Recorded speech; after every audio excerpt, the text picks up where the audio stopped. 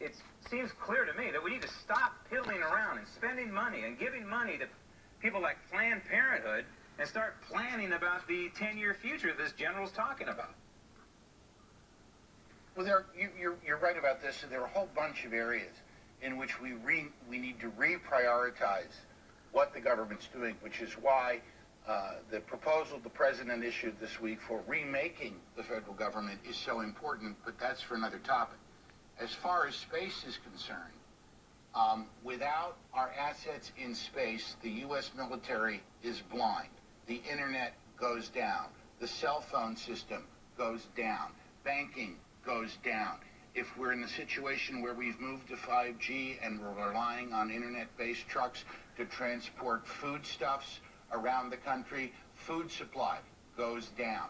The president is absolutely right that there are tens of billions of dollars of U.S. military and commercial assets in space that need to be protected. Right now, there are no rules.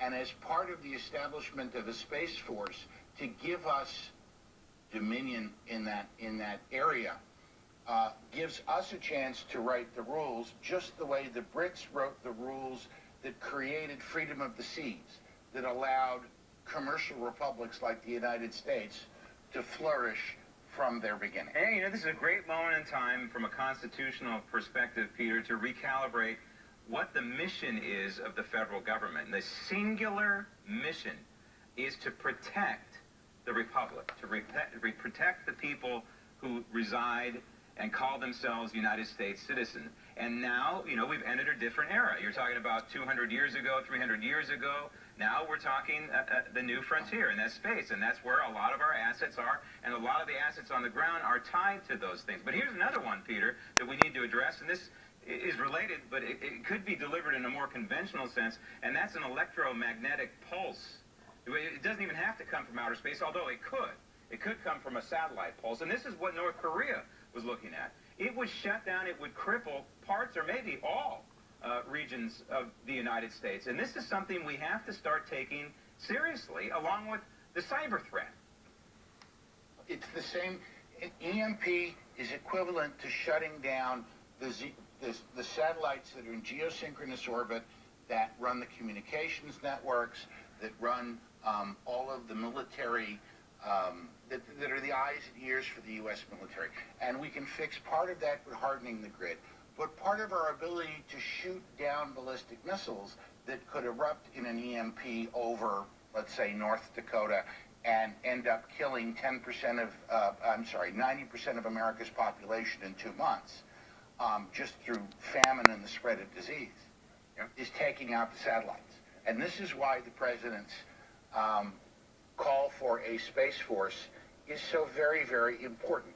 Now, the other thing to consider is, and Dick Rutan, the first man to fly around the world nonstop, has now proven that private citizens can build rockets and send vehicles into space and bring them back safely. So we're no longer talking about just competition with China or Russia or North Korea or Iran or other people who are pursuing nukes and ballistic missile weapons. We're talking potentially about third-party groups like ISIS or Al-Qaeda building a rocket someplace and sending it up for the specific purpose of blowing up a satellite or a series of critical satellites that would blind America and send the country into chaos. Yeah, it's not just some James Bond 1960s fantasy movie anymore, or Dr. Evil even. It actually could happen. So I think the president is dead on target. At the very least, we need to let our adversaries know that you will have mutual assured destruction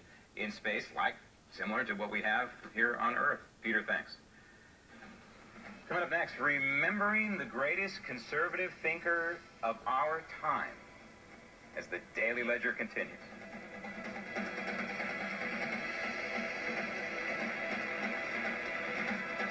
Here on this show, we're not afraid of the truth. One American News' very own conservative firebrand, Liz Wheeler, They pretend to promote women's rights, but they're liars. exposes underreported stories. If this happens, we will expose this. Stories no one else has the courage to cover. Story the mainstream media refuses to cover. They won't touch it. Stories exposing the issues that mean the most to you. Tipping Point, weeknights at 9 p.m. Eastern, 6 Pacific.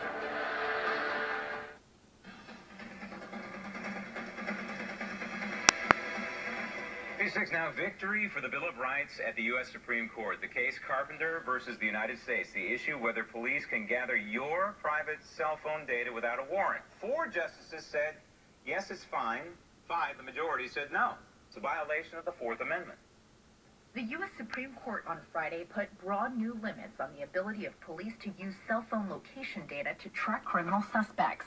In a 5-4 decision, the court said police generally need to get a warrant to track someone's movements based on cell data, a victory for digital privacy advocates. Until now, police have routinely obtained such data from wireless carriers without a warrant. But the court ruled that amounts to an unreasonable search and seizure under the Fourth Amendment of the Constitution. The ruling stems from a case involving a man who was convicted in several armed robberies with the help of cell phone location data that linked him to the crime scenes. The case underscored rising concerns among privacy advocates about the government's ability to make use of an ever-growing amount of personal data. Chief Justice John Roberts, who wrote the decision, said it has no bearing on traditional surveillance techniques such as security cameras or on data collection for national security. It also allows police to obtain cell data without a warrant in emergency situations. Interesting. Chief Justice Roberts sided with the liberal justices in the majority. Solid constitutionalists Thomas, Alito, and Gorsuch, and the flip-flopping Kennedy all dissented.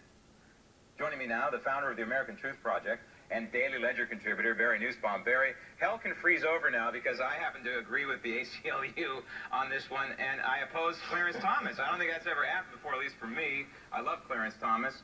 But his argument was, and the dissent was largely, that this data didn't belong to Carpenter.